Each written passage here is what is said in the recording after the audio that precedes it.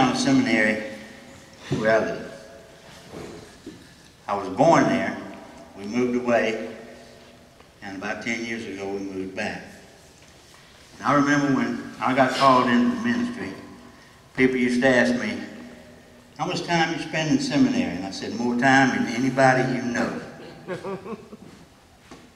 So, that little town means a lot to me too.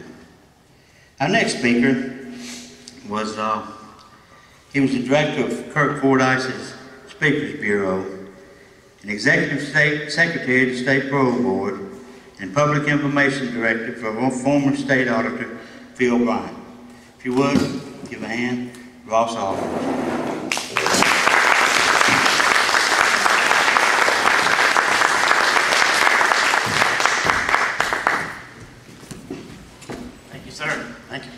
Welcome. Good morning. Good morning. Now, talking about a hard act to follow. Whew, that's kind of hard to follow. I'm glad to be in the shadow, to say the least. I am Ross Aldridge. My resume is somewhat short in regard to what he just said. I've only worn a badge once in my life, and that was my time at the Parole Board. That time was educational, to say the least. I went to all 3 prisons in our state, from Parchman to CMCF to Leakesville, South Mississippi. And in so doing, before those who come up for parole, you look in their files. And of course, what most people know is CSU, the investigative team, and all, they put their information in those files, and you see them, and the board sees them, if they wish, before someone is or is not paroled. I saw things I had never seen before. A murder case that sticks in my mind from some 40 years ago. It will not leave my mind. The instruments that were used to kill a college girl at Ole Miss, and so on and so forth. It sticks with you. You don't forget it.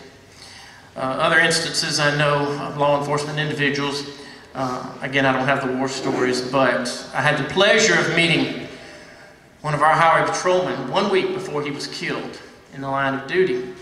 He was killed on he was killed in North Mississippi, and he had stopped someone for DUI. And in so doing, they did not get far enough off the road. And as he was going around to speak to the individual, another car hit him, and hit him so hard it drove him through the car. I didn't see those photos, but I just happened to be at the highway patrol when the call came in about it. That man didn't make a lot of money working for patrol. You don't make a lot of money working for PDs, and you sure don't make a lot of money working for sheriff's office. But you know, folks, they do it. They put their lives on the line every day for little pay to protect us who gripe and complain when we get pulled over for speeding or something like that. So keep that in mind when those who serve you for little pay strap on their shield and that sidearm to protect you every day. Recently, we have seen an assault on those who wear the badge, especially SO and PDs. Not only an assault, we've seen them murdered. Deputy Sheriff Goforth, Harris County, Texas, shot in the back. The 2 New York City patrolmen murdered in cold blood. There are too many to name, folks. This has started recently, within the last few years. I will call Black Lives Matter. Others have said all lives matter, and they were criticized, and they shouldn't have been. You hear people like Al Sharpton, who calls himself a reverend, Louis Farrakhan, and others who do nothing but criticize the police and go as far as saying they should nationalize the police force under the Department of Justice.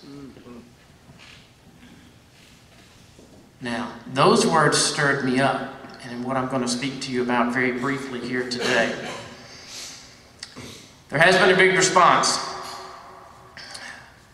In one other instance, the sheriff in Oregon, right now at the junior college, Sheriff Hanlon is his name. Some of you who keep up with Brady bills and gun control legislation and things like that, he has spoken out against assaults on the Second Amendment. And no sooner did that massacre occur than those against the Second Amendment started raising Cain about him and his past. What have we become that you criticize law enforcement for protecting the Constitution? Some legislation has been introduced in Congress, by the way. It's called the Thin Blue Line Act. In case you haven't heard of it, it's in the Senate right now and will be introduced in the House. So be on the lookout for that. It wants to make it easier to bring death penalty to those who kill officers in the line of duty. It should be much easier. It should be easy to put them to death anyway, as far as I'm concerned. But especially if you kill an officer. Thin Blue Line Act. Now I want to bring your attention to something else. I call myself academic. I was never honored enough, good enough, proud enough, I guess you could say, to wear the badge. I wasn't physically able, I'm sorry to say. But I do respect them. My mother wore a badge in her younger days as a crossing guard lady, when they called him that. Former brother-in-law worked his way up in Memphis SWAT. He didn't talk about much of what he did. And some others in my family that did wear the badge. But the attention that most of us may not know and need to pay attention to is the threat to local law enforcement that is coming from the national government. Now I use my words carefully. I'm a political science graduate. I didn't say federal because it ain't federal much anymore. It's national more and more every day. Those are key terms. And there are movements afoot, technically going on for 50-something years, but even recently, coming from the current administration to nationalize our police forces and sheriff's offices. Does it sound crazy? Nothing much sounds crazy anymore, especially with the current administration. But this goes way back. Now there's an article on your table in front of you that I just, that they passed out today that's very much akin to what I'm speaking on. And I'll try not to get long-winded. But this goes back some 50-plus years, and a CIA informant, former CIA informant, testified before the Senate Security Subcommittee back in 1961. And he did so with information that was put into a book called The Communist Attack on the U.S. Police Force by Cleon Skosin. It just so happens I have some of his books in my library when I was doing this research. And to make a long story short, part of the Soviet communist idea of attacking America and hurting it from the inside was to make the populace dislike the police. This is 1961, folks. Okay, a Soviet plan. Now start thinking about the late 1960s and early 70s and what was going on in America and how the police force of Detroit was criticized and other forces were criticized when all the rioting and all the greatness that came from the counterculture started spewing like vomit, if you ask me. Again, this has been going on for 50 years. In this plan that a CIA gentleman testified to, his name was Kirk, by the way, he found out there was a four-part plan from the Soviets. It went like this. This is what you want to instill in the people, so say the Soviets. The police cannot be trusted. You're to enlist the personnel of the police. The enlisted personnel of the police are mistreated by their superior office, so you call superior officers. So you cause dissension in the ranks. And the reason they're mistreated is because those superior officers are corrupt and incompetent. And then the police do not protect the people, but use brutality and illegal methods to repress them. Now these can be found in Soviet documents that have been declassified since then. So see, they knew what they were doing. And the idea was to start the idea of nationalizing the police force. Because see, only the national government can do anything right and well. Well, we saw how well that nationalization worked with whom other than the Nazis through the Gestapo and the brown shirts. We also saw it through the Soviet checkup, which was founded in 1918. Those two give you a pretty good example, and we can look at it in certain countries nowadays, especially Muslim countries, and how they run their police forces, can't we? It's a rather scary thought, if you ask me. From 2000 to 2014, give or take, over 700 officers were unable to call home at the end of the day and say, I made it through my shift. 700. Look at who killed them. So the answer, so say certain politicians and leftists, is let's nationalize the police force. I'm going to keep saying that, folks. I want it ingrained. Let's look at the most recent attempt. Our current president, or the current president, I don't like to claim him, created what was known as the Task Force on 21st Century Policing. A study. Again, the proper title, Task Force on the 21st Century Policing. They claim we need federal, their term, standards for police. Police. They didn't say the FBI, DEA, for police departments. Now, I could go further and say there's some UN, United Nations. They like this idea very much and have been pushing it for some 50+ years also.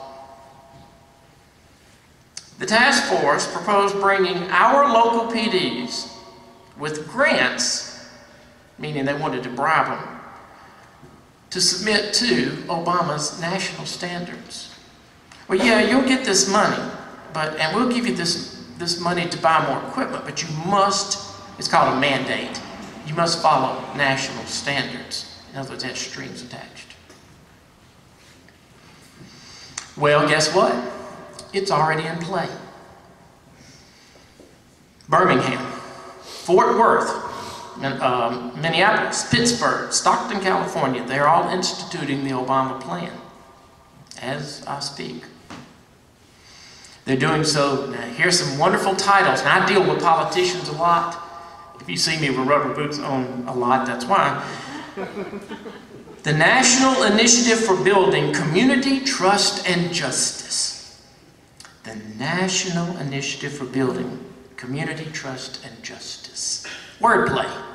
And in our PC society, you know how wordplay goes. The, as they say, Justice Department is helping local officials to fight crime. Because you're not capable on your own. The riots in Baltimore are being used as an example. Al Sharpton stood in Baltimore and said, let's just go in and nationalize all police. And here we go with the dangers of centralizing power. Any of us who follow government and know you do not want centralization. You don't want a central government. You don't want a command economy, and so on and so forth. That's what I'm speaking against today in general terms, and Obama is all for it. Salt Lake City, they've decided we'll look into a corporate police force. I don't have time to get into that, but they take the sheriff out of the picture except to be a figurehead and institute what is told of him to do by corporate policing. Look into that. There's more out there on that. A white paper was written by the Aspen Institute Homeland Security Group not too long ago, presented to the Department of Homeland Security through the House Permanent Select Committee on Intelligence. A lot of words, I know. In this report, Homeland Security is encouraged to embark on an evolving mission away from its ostensible purpose of fighting terrorism toward becoming the administrators of an enormous domestic intelligence agency, resulting from an integration of the country's local and state law enforcement agencies. Domestic intelligence. forced upon local law enforcement to spy on us. There's more to that, and time won't permit it. I'm not going to go into much detail, but they set up what are known as fusion centers. Key term. I'm aware of how these fusion centers work. I worked at Mississippi Emergency Management for a brief time. I went to emergencies. I went to two tornadoes and to the flooding that happened on the river in 2011. You set up centers. FEMA runs it. Their representatives are there. Then you have MEMA, and then you have SBA. And since they bring in outsiders, they send somebody like me to manage it, mainly to interpret for those who come from other parts of the country, and help them know the local lay. But you don't have any say-so on how they do their business. FEMA takes over. Now, ladies and gentlemen, do a little research into how much power FEMA has and is getting every day. Okay? Very similar to what they want to do to the police force. But fusion centers will be set up under national policing. Several ways this will be done, and I'm going to try to abbreviate it as much as I can. First, the feds will decide when and where to deploy local police departments. The chief still exists, or the sheriff, but he's no more than a functionary required to make and carry out federal authority. We're going to hear something this afternoon against such things. Guess what? In 2009, Homeland Security's Office of Intelligence and Analysis, which is already in full operation, released a document. Homeland Security set up to battle terrorism and protect us. Right-wing extremism. Right-wing extremism, current economic and political climate fueling resurgence in radicalism and recruitment. By the way, some of you in this room, if not all of you, fit into this category. Which listed, yes, Laura's waving at me, I should put up both hands. War veterans, anti-abortion activists, small government activists, and those concerned about immigration and outside terrorism. Anybody in here fit in one of those categories? Thank you, thank you. I hope all of you. And no telling how much money Homeland Security spent to tag us like that. Homeland Security. Interior, if you will. There's another thing that's been brought about years ago called the Public-Private Partnership, Triple P. Again, I don't have time to go into great detail. This is something I heard about many, many years ago, but this the United Nations loves. Public-private, and it's very similar to what I mentioned in Salt Lake City, having corporate takeover of policing. Now we know about the UN and what they like to do and their anti-war stances they claim, and look at how many wars we've had since the UN came into existence. But they love beating up on these nice little things that you carry on your hip for protection. There's a small arms treaty that certain individuals want us to sign and certain people running for president. There's a thing called Agenda 21 that most of you in here are probably familiar with. I ask you to look into. As envisioned by the stinking United Nations and internationalists in the U.S. government, the Triple P, as I mentioned, will dissolve local police departments and county sheriffs, replacing them with pseudo-private agencies made up of a mishmash of federal agencies, agents, and bureaucrats. And by the way, they will control the money that comes down to you. It comes down to law enforcement. They control the purse strings, they control how it's spent. That's why when they give grants, they say, okay, yeah, you can get this grant, but you got to do with it what we say. It happens in all aspects of government. Again, I have much information about this. You can look it up online also.